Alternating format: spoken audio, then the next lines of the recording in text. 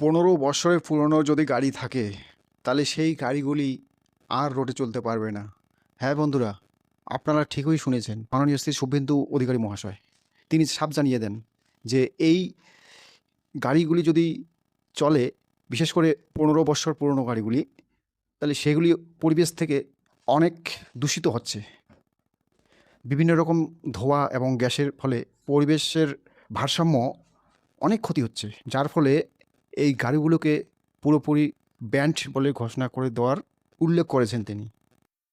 যদিও এই ঘোষণা মধ্যবিত্তরা কতটা চাপে পড়বেন বোঝাই যাচ্ছে, কিন্তু পরিবেশের সম্বন্ধে এবং পরিবেশ দূষিত হওয়ার জন্য তিনি যে পদক্ষেপ গ্রহণ করেছেন সেটি বলাই বাহুল্য এবং বিশেষ উল্লেখযোগ্য।